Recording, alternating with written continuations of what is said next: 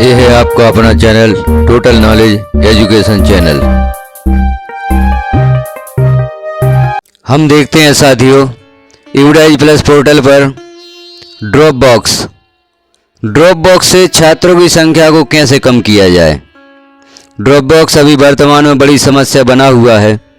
Drop box में बहुत से छात्र शो हो रहे हैं, तो ड्रॉप बॉक्स को कैसे कम किया जाए, ड्रॉप बॉक्स में छात्रों की संख्या को कैसे कम किया जाए, या ड्रॉप बॉक्स में छात्रों की संख्या को शून्य कैसे किया जाए। क्योंकि ड्रॉप बॉक्स में शो होने वाले छात्र ड्रॉप आउट या साला त्यागी माने जाएंगे। अतः हमें ड्रॉप बॉक्स से छात्रों की संख्या को शून्य करना होगा, तभी छात्र ड्रॉप आउट की लिस्ट से बाहर होंगे। क्योंकि शासन की मंशानुसार कोई भी छात्र साला त्यागी नहीं होना चाहिए, सभी छात्रों को साला में दर्ज होना चाहिए। आरटीई के अनुसार 14 वर्ष छात्र की उम्र जब तक नहीं हो जाती वह किसी न किसी साला में दर्ज होगा। 14 साल की उम्र होने के बाद या 9th से 12 तक परीक्षा में 2 वर्ष लगातार फेल होने के बाद ही छात्र को साला से बाहर किया जा सकता है। उससे पहले छात्र को साला से बाहर नहीं किया जा सकता। तो हम देख लेते हैं ड्रॉप आउट की समस्या से कैसे निपटा जाए। ड्रॉप बॉक्स में जो छात्रों की संख्या शो हो रही है उसे कैसे कम किया जाए। क्योंकि यूडाइज प्लस पर छात्रों का डेटा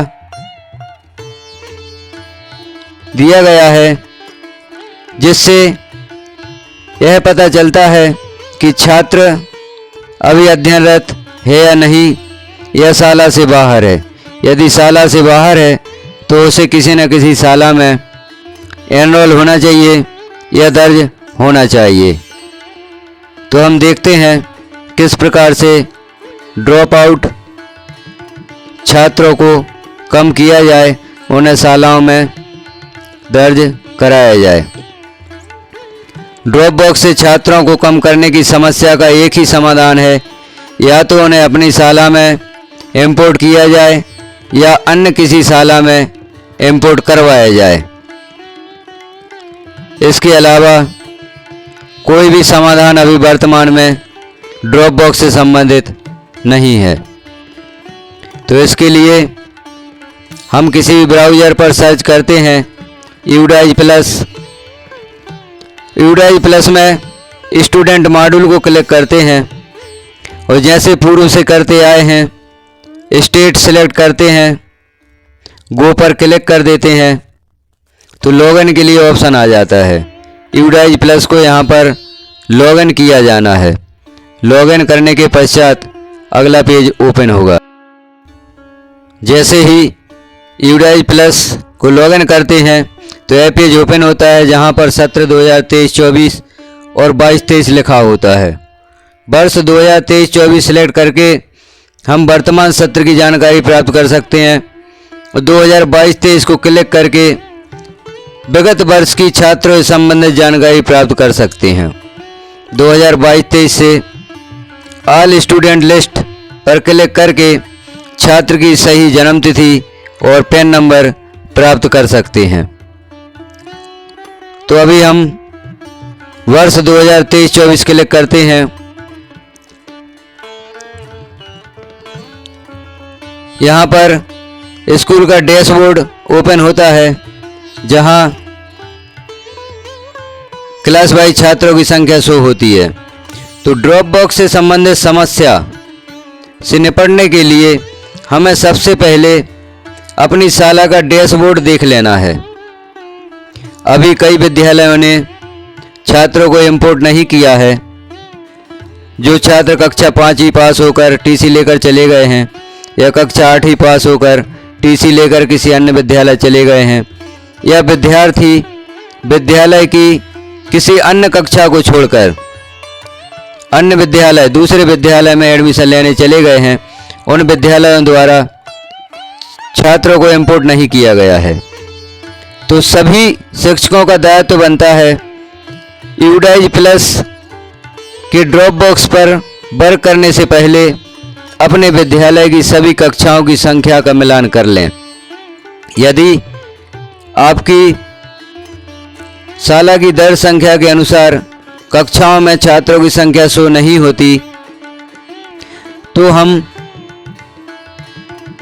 वर्ष 2023-24 में लिस्ट ऑफ ऑल स्टूडेंट पर क्लिक करके क्लास वाइज छात्रों की संख्या का मिलान कर लेते हैं। कक्षावार छात्र हमारे विद्यालय में हैं या नहीं। जैसे हम यहाँ पर कक्षा सेलेक्ट करते हैं 1।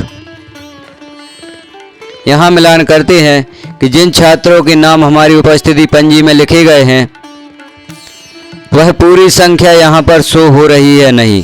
एक एक छात्र का मिलान करें। यदि छात्रों की संख्या कम है या किसी छात्र का नाम यहाँ पर नहीं है तो हम उस विद्यालय का नाम छात्र के साथ में लिखें जिस विद्यालय से छात्र टीसी लेकर हमारे विद्यालय में एडमिशन के लिए आया है।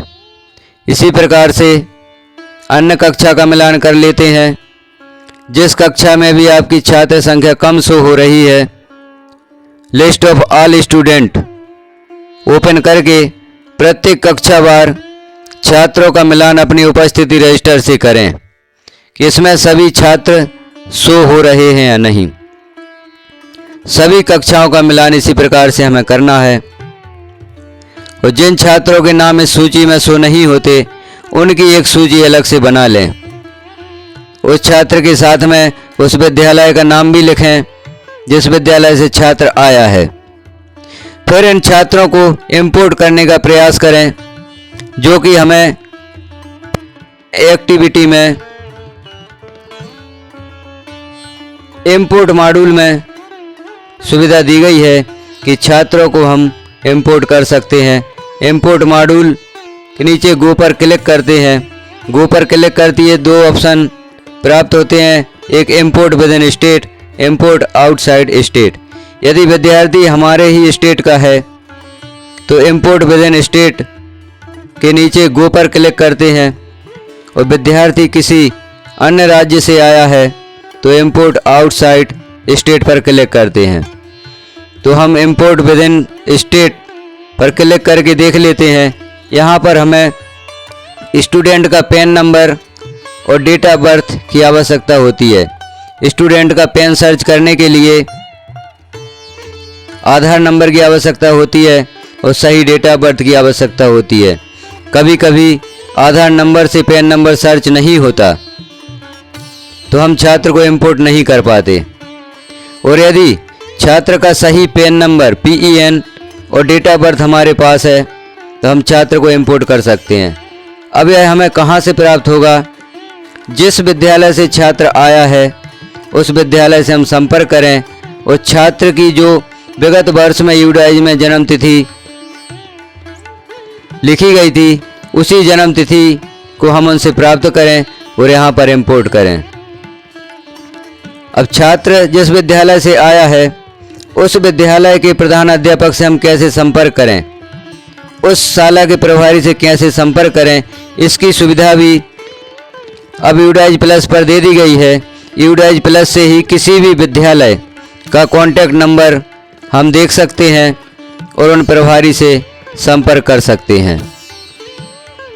तो साथियों, अभी तक हमने देख लिया कि हमें किस प्रकार से छात्रों की संख्या का क्लास वाइज मिलान करना है। जिस कक्षा में कम छात्र शो हो रहे हैं उस कक्षा के छात्रों का मिलान अपनी उपस्थिति रजिस्टर से कर लेना है, और जो छात्र सूची में शो नहीं हो रहे हैं उन छात्रों को इंपोर्ट करना है। इंपोर्ट करने के लिए स्टूडेंट पैन की आवश्यकता होती है और सही डेट ऑफ बर्थ की आवश्यकता होती है। यदि छात्र जो टीसी लेकर आया है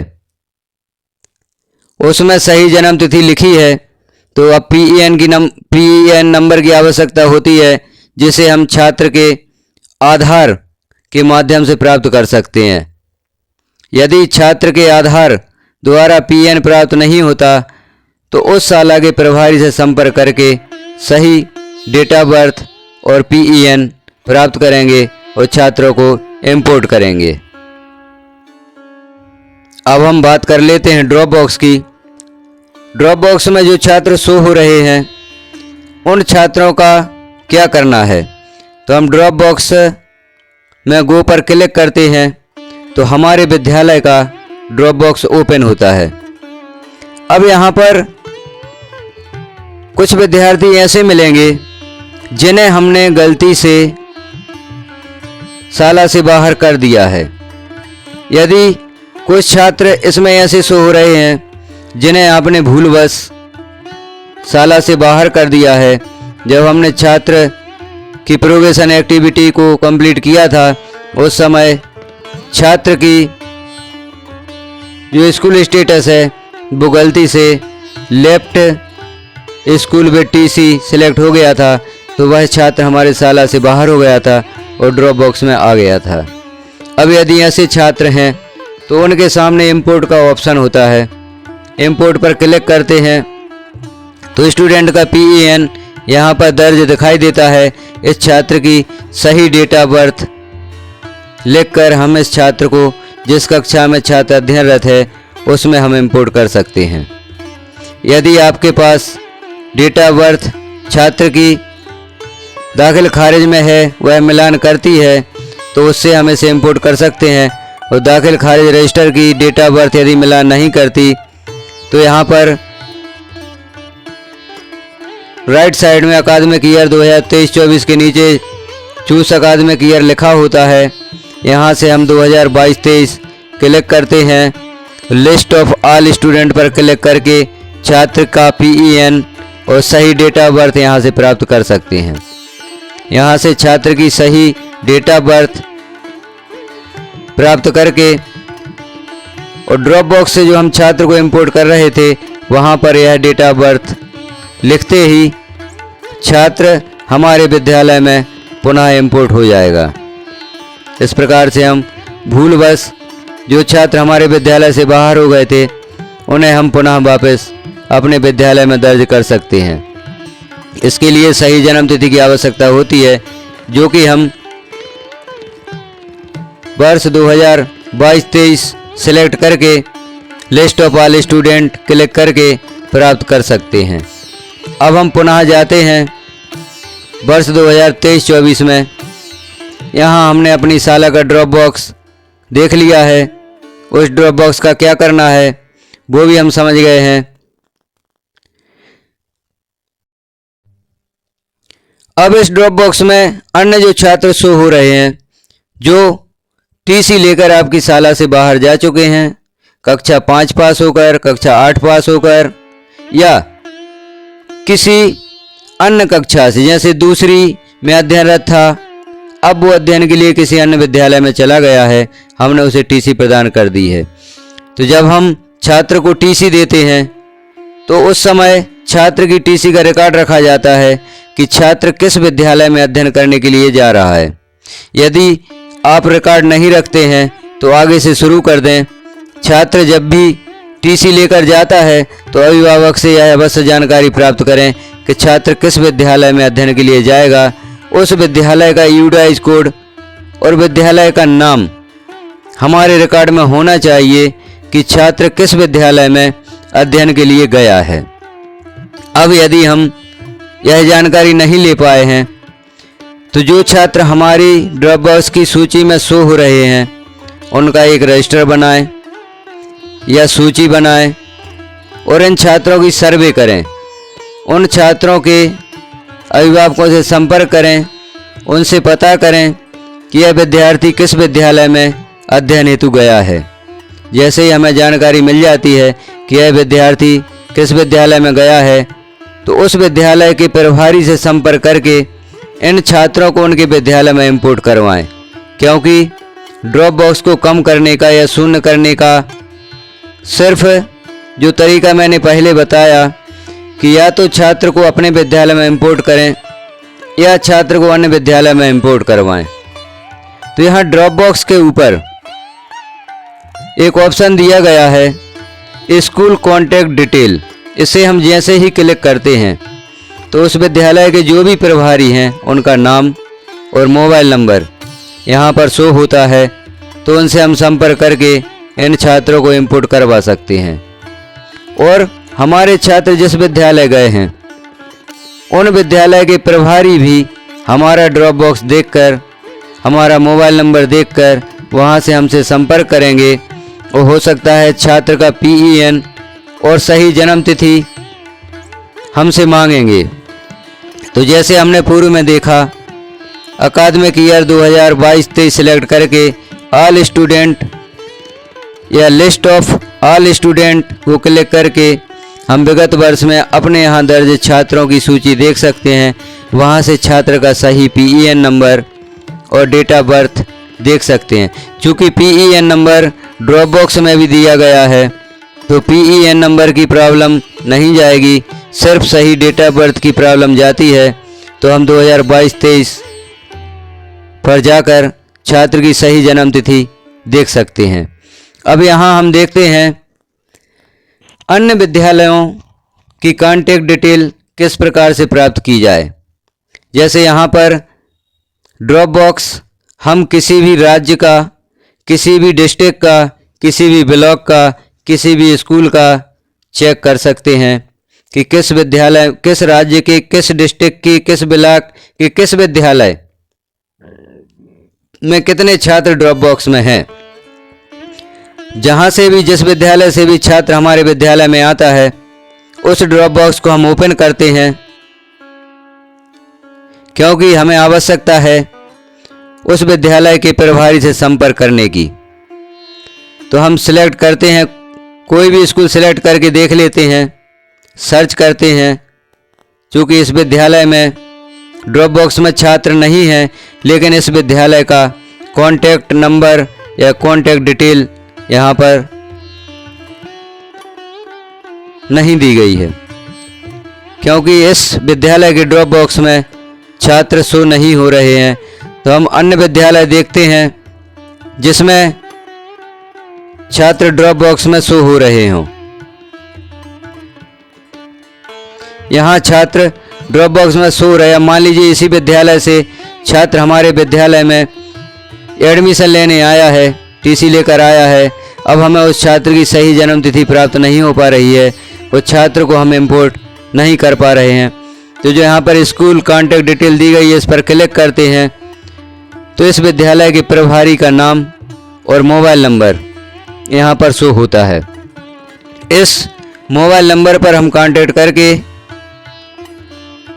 छात्र की सही जन्म तिथि प्राप्त कर सकते हैं। प्रत्येक विद्यालय का कॉन्टैक्ट नंबर यहाँ पर उपलब्ध करवा दिया गया है। आप किसी भी विद्यालय का कॉन्टैक्ट नंबर यहाँ से देख सकते हैं।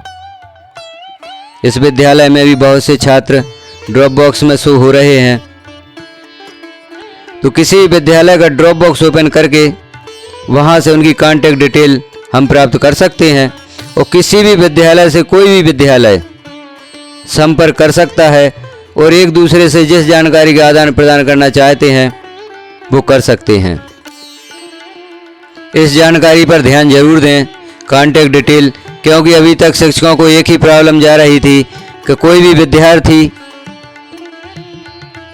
किसी दूसरे विद्यालय में गया है तो वहाँ से वो सही डेट ऑफ बर्थ प्राप्त नहीं कर पा रहे थे, सही PEN प्राप्त नहीं कर पा रहे थे।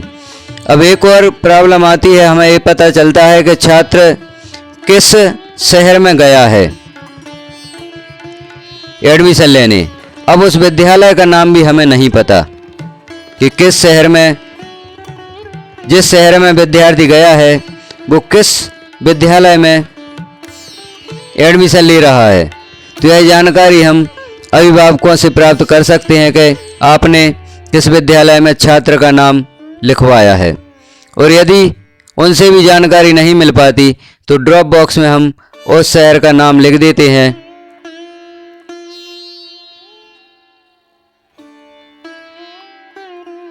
तो यहाँ पर जिस शहर का नाम लिखते हैं उस शहर के सभी विद्यालय यहाँ पर ओपन हो जाते हैं, सभी विद्यालय यहाँ पर शो होंगे। जिस विद्यालय का भी हम कॉन्टैक्ट नंबर प्राप्त करना चाहते हैं उसका ड्रॉप बॉक्स यहाँ पर सर्च कर लेते हैं और यहाँ से उनकी कॉन्टैक्ट डिटेल प्राप्त कर सकते हैं। तो कॉन्टैक्ट डिटेल की प्रॉब्लम अब समाप्त हो चुकी है कि हम विद्यालय से संपर्क कैसे करें, उन्हें जानकारी कैसे दें और उनसे जानकारी कैसे लें। तो हर विद्यालय का कॉन्टैक्ट नंबर आपको UDIGE प्लस पर उपलब्ध है। इस प्रकार से हम अपने छात्र को किसी भी विद्यालय में इंपोर्ट करवा सकते हैं और किसी भी विद्यालय के छात्र को इंपोर्ट कर सकते हैं। तो हमें ड्रॉप बॉक्स की संख्या कम करने के लिए, ड्रॉप बॉक्स के छात्रों की संख्या कम करने के लिए या ड्रॉप बॉक्स को शून्य करने के लिए छात्रों को इंपोर्ट करना है या छात्रों को इंपोर्ट करवाना है। जो छात्र कक्षा 9वीं से 12वीं में 2 वर्ष फेल हो चुके हैं, उन छात्रों का पुनः शाला में दाखिला नहीं होता, उन छात्रों को शाला से बाहर कर दिया जाता है। तो ऐसे छात्रों को जो कि कक्षा 9वीं से 12वीं में 2 बार फेल हो चुके हैं, 2 साल फेल हो चुके हैं, उन्हें इंपोर्ट ना किया जाए, उन्हें ड्रॉप बॉक्स में ही रहने दें। और जो आपको जब इनकी जानकारी जिस माध्यम से आपसे मांगी जाएगी, जिला लेवल पर या राज्य लेवल पर, तो उन्हें यह जानकारी उपलब्ध कराएं और बता दें कि हमारे विद्यालय में कितने विद्यार्थी हैं जो 2 वर्ष अनुत्तीर्ण होकर शाला छोड़ चुके हैं। कक्षा 1 से 8 में जब तक विद्यार्थी 14 वर्ष से ऊपर का नहीं हो जाता, तब तक हम उसे शाला से बाहर नहीं कर सकते। वह विद्यार्थी हमारे ही विद्यालय में एडमिट रहेगा, दाखिल रहेगा, चाहे वह 5वीं या 8वीं में लगातार फेल होता रहे। जब तक छात्र 14 वर्ष से ऊपर नहीं हो जाता, तब तक हम उस छात्र को शाला से बाहर नहीं कर सकते। वह छात्र हमारे विद्यालय में ही दर्ज रहेगा, वह चाहे कक्षाएं पास करे या ना करे। और जैसे ही छात्र 15 वर्ष या 14 वर्ष से ऊपर का हो जाता है, तो उस विद्यार्थी को फिर हम शाला से बाहर कर सकते हैं, उसे TC दे सकते हैं। यदि छात्र आपके विद्यालय से अंतिम कक्षा उत्तीर्ण कर चुका है और आपने उसे शाला से TC के साथ बाहर कर दिया है, तो उस छात्र को पुनः अपने विद्यालय में एडमिट ना करें, पुनः इंपोर्ट ना करें। वह छात्र आगे के अध्ययन के लिए किसी अन्य विद्यालय ही जाएगा जहां पर अगली क्लास होगी। यदि छात्र अगली कक्षा में एडमिशन नहीं लेता है, तो हमें उनके अभिभावकों से संपर्क करके उन्हें जागरूक करके विद्यार्थी को अगली कक्षा में एडमिट करवाना है, ताकि छात्र की आगे की पढ़ाई ना रुक सके और छात्र आगे की कक्षाओं में अध्ययन करे। छात्र के अभिभावकों से संपर्क जरूर करें, एक बार उन्हें जरूर समझाएं कि छात्र का किसी न किसी विद्यालय में एडमिशन करवा दें, दाखिला करवा दें, ताकि छात्र की पढ़ाई ना रुक सके। इस प्रकार से हमने देखा साथियों, किस प्रकार हम ड्रॉप बॉक्स की संख्या को कम कर सकते हैं या ड्रॉप बॉक्स की संख्या को शून्य कर सकते हैं, किस प्रकार हम विद्यालयों के कॉन्टैक्ट नंबर प्राप्त कर सकते हैं और उन विद्यालयों से संपर्क करके छात्रों को इंपोर्ट करवा सकते हैं, या उस विद्यालय के छात्र की सही जन्म तिथि, सही PEN प्राप्त करके हम छात्र को अपने विद्यालय में इंपोर्ट कर सकते हैं। यदि इस प्रकार से हम ड्रॉप बॉक्स पर वर्क करते हैं, तो बहुत ही जल्दी ड्रॉप बॉक्स में शो हो रही छात्रों की संख्या को कम किया जा सकता है। अभी देखने में आ रहा है कि कई विद्यालयों द्वारा छात्रों को इंपोर्ट नहीं किया गया है। तो ऐसे प्रभारी जिन्होंने अभी छात्रों को इंपोर्ट नहीं किया है, अपने शाला के उपस्थिति रजिस्टरों से छात्रों की संख्या को मिलान करें और उन छात्रों को शीघ्र ही अपने विद्यालय में इंपोर्ट करें। और जिन विद्यालयों के ड्रॉप बॉक्स में छात्र संख्या शो हो रही है, वो प्रभारी एक सर्वे करें कि यह विद्यार्थी किस विद्यालय में एडमिशन लेने गया है, उस विद्यालय से संपर्क करके उन्हें छात्र का PEN और सही जन्म तिथि उपलब्ध कराकर उस छात्र को शीघ्र ही उस विद्यालय में इंपोर्ट करवाएं जहां छात्र TC लेकर गया है, क्योंकि यदि ड्रॉप बॉक्स में छात्रों की संख्या 100 होती रहती है तो यह छात्र साला त्यागी माने जाएंगे और आगे फिर आपको इन छात्रों का सर्वे करना होगा और इन छात्रों को अपने विद्यालय में या किसी अन्य विद्यालय में दाखिल करवाना होगा। यह जिम्मेदारी आपकी ही होगी। इस जिम्मेदारी से पीछे नहीं हटा जा सकता कि हमने छात्र को TC प्रदान कर दी है तो हमारी जिम्मेदारी खत्म हो गई है। छात्र जब तक अगले विद्यालय में दर्ज नहीं हो जाता या अपने विद्यालय में छात्र को दर्ज नहीं कर लेते तब तक प्रभारी की जिम्मेदारी समाप्त नहीं होती। तो हम गंभीर होकर इस कार्य को पूर्ण करें और ड्रॉप बॉक्स की संख्या को शून्य या कम करने का प्रयास करें। जानकारी कैसी लगी आपको कमेंट में ज़रूर बताएं। चैनल पर पहली बार हैं तो चैनल को सब्सक्राइब करें, वीडियो को लाइक करें और अन्य साथियों तक शेयर करें ताकि यह महत्वपूर्ण जानकारी हमारे सभी साथियों तक पहुंच सके और वह ड्रॉप बॉक्स या इंपोर्ट मॉड्यूल पर सही से वर्क कर सकें और सभी छात्रशालाओं में इंपोर्ट हो जाएं, दाखिल हो जाएं। चैनल को यदि आप सब्सक्राइब करते हैं तो इसी प्रकार की अन्य जानकारी, UDAG प्लस से संबंधित जानकारी, RSKMP पोर्टल से संबंधित जानकारी और भी शालाओं से संबंधित अन्य ऑनलाइन कार्य जो होते हैं सभी वीडियोज आपको उपलब्ध रहेंगे। इन जानकारियों को देखकर आप अपना कार्य आसानी से कर सकते हैं। वीडियो को पूरा देखने के लिए धन्यवाद और इसी प्रकार से सहयोग बनाए रखें ताकि मैं आपको आगे की जानकारियाँ भी इसी तरह से सेंड कर सकूं, इसी तरह से प्रदान कर सकूं। धन्यवाद।